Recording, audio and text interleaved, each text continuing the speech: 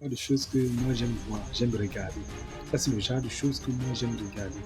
Vraiment, et je bénis infiniment le Seigneur pour tout ce qui est en train de se passer. Vraiment, quand on est en train de ravager l'armée, c'est-à-dire le camp de Satan, le camp de l'ennemi, vraiment, quand il y a beaucoup de personnes qui se convertissent comme ça, je suis tellement content.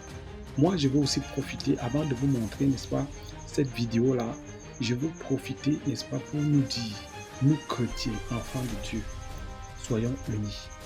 Soyons unis, restons unis et surtout restons dans la prière. C'est ça qui va permettre à ce que beaucoup d'âmes encore se convertissent. Beaucoup d'âmes encore se convertissent.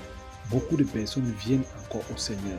Ça, c'est vraiment une très bonne nouvelle et j'ai été vraiment très content de regarder cette vidéo-là. Alors, je vous retrouve juste après. Regardez vous-même et donnez-moi votre point de vue. Dites-moi ce que vous pensez. Est-ce que vous partagez la même joie? Mais c'est vrai que pendant que d'autres diront c'est bien, d'autres viendront insulter, d'autres viendront dire des choses. Mais de toutes les façons, ce qui est fait et le Seigneur fera encore davantage. À tout à l'heure, on se retrouve juste après. Que Dieu vous bénisse. Ce musulman quitte l'islam et devient chrétien parce que son imam lui dit que il ne sait pas si les musulmans iront au paradis. Écoutez.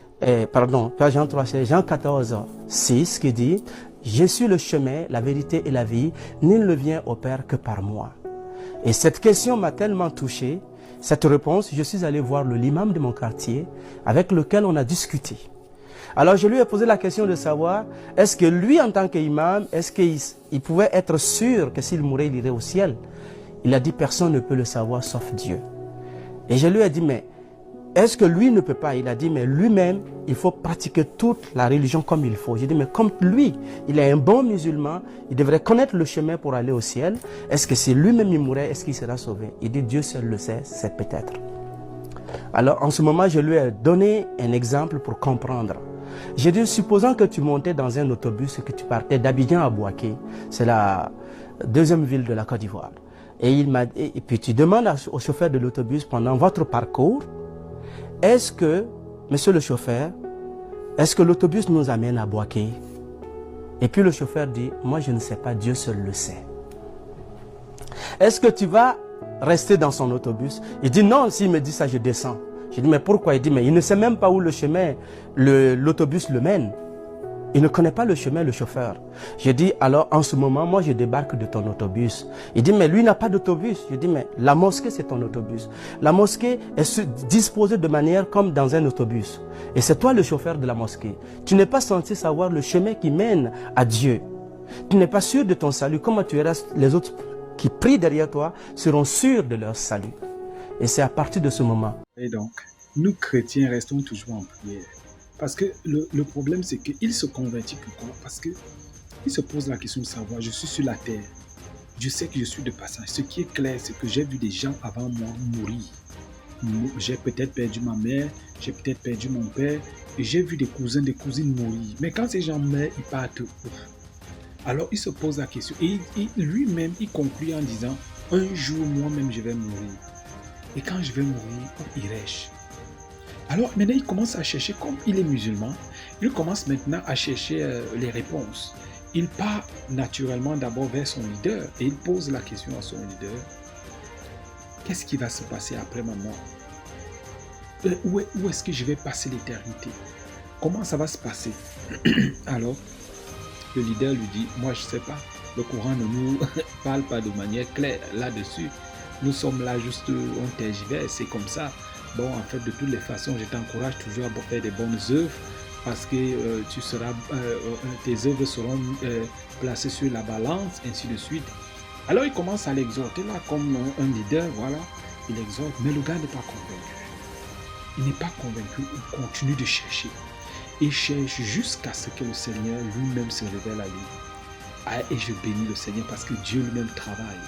Aujourd'hui, il y a encore des gens qui pensent qu'ils sont en train de faire des bonnes choses, ils sont sur la bonne voie, ils sont en train de, n'est-ce pas, parce qu'ils sont en train de faire des bonnes œuvres, ils respectent les piliers de l'islam, tout ça, les bonnes œuvres, toutes ces choses-là.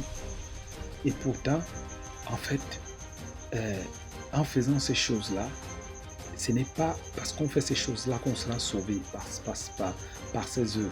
Les œuvres ne peuvent pas nous sauver. Ce qui nous sauve, c'est la foi en Jésus-Christ.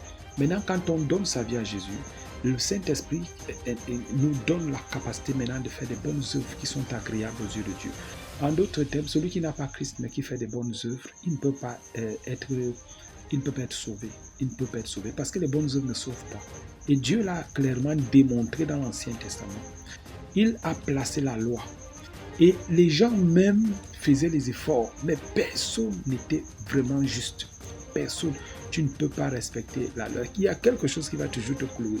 Et la Bible dit que celui qui pêche sur un commandement est coupable de tous. Donc Dieu voulait amener les personnes à comprendre que on ne peut pas vraiment être juste sur le plan, c'est-à-dire en regardant selon les hommes, on ne peut pas être juste. On ne peut pas être juste aux yeux de Dieu. Maintenant, on se cache derrière la justice du Seigneur Jésus. Jésus a tout accompli. Lui qui est venu étant parfait sur la terre, il a accompli. Il est mort, il est ressuscité. Son sang est un sang propre, un sang innocent, sans tache. Alors, aujourd'hui, quand Dieu nous appelle juste, il nous appelle juste parce que Jésus, son Fils, est mort. Il est ressuscité et son sang parle à notre faveur. Ce n'est que pour ça. Donc, je veux t'encourager, toi qui peut-être doutais, est-ce que je suis sur la bonne voie? Je veux te dire, si tu as Jésus, tu es sur la bonne voie. Alors, demeure béni dans le nom de Jésus-Christ. Amen. Shalom.